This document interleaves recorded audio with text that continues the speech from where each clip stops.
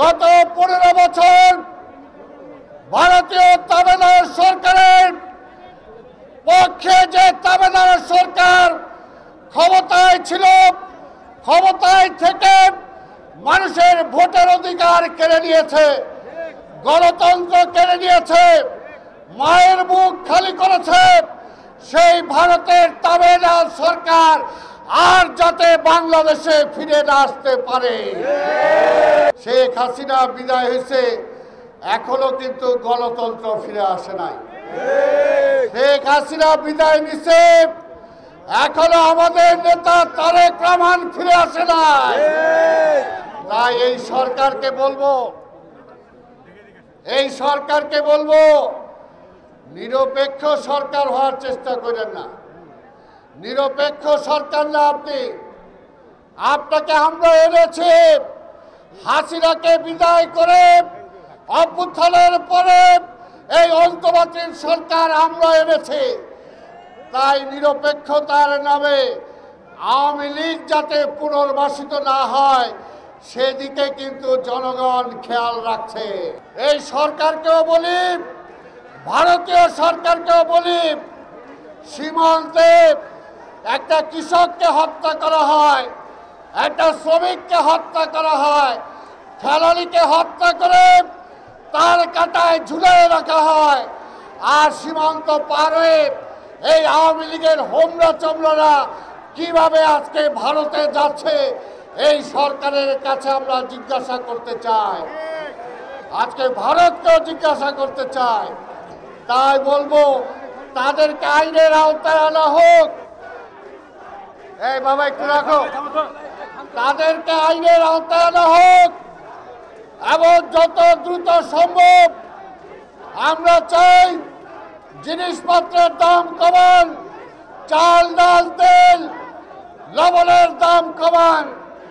যখন উপদেষ্টাদের দেখি যে তারা বলে তারা 250 স্টেডিয়াম বানানোর পরিকল্পনা গ্রহণ করে, স্টেডিয়াম বানানোর কাজ আপনাদের না, আপনাদের কাজ নির্বাচনী রোডম্যাপ ঘোষণা করা, কত তাড়াতাড়ি নির্বাচন করতে পারেন তার সংস্কার করা। তাই সংস্কার যদি রাষ্ট্রের যেমনি করতে চান ওই উপদেষ্টা পরিষদেও আগে সংস্কার করেন।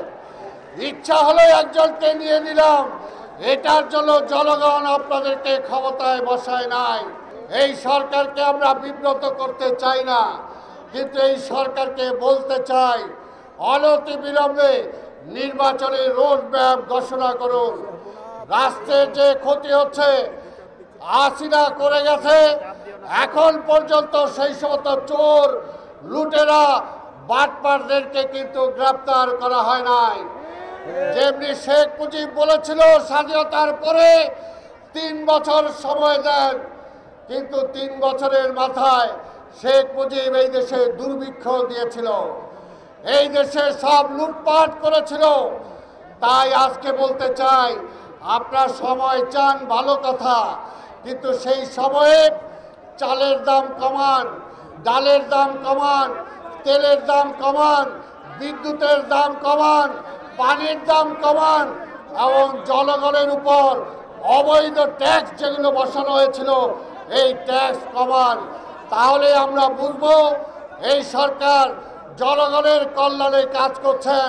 পাশাপাশি আজকে নির্বাচনের জন্য রোডম্যাপ ঘোষণা করেন এবং তারেক রহমানের সকল মামলা প্রত্যাহার করে আমাদের সকল নেতা এই রাজশাহী মহানগর, রাজশাহী জেলার শত শত হাজার হাজার নেতা কর্মীর বিরুদ্ধে অসংখ্য মামলা দিয়েছেন। সেই সমস্ত মামলা যেটা হাসিনা দিয়ে গেছে এখনো এই সরকার উইথড্র করে নাই। আমরা বলতে চাই প্রফেসর ইউনূস সাহেব, আপনাকে সম্মান করি, শ্রদ্ধা করি, কিন্তু আপনার মামলা যদি প্রত্যাহার হতে পারে তারেক রহমানের মামলা কেন প্রত্যাহার হবে না? পরিষ্কার কথা বলতে চাই, রাজশাহী জেলা, রাজশাহী মহানগরীর নেতাদের মামলা কেন প্রত্যাহার হবে না? তাই অনতিবিলম্বে সকলের মামলা প্রত্যাহার করেন।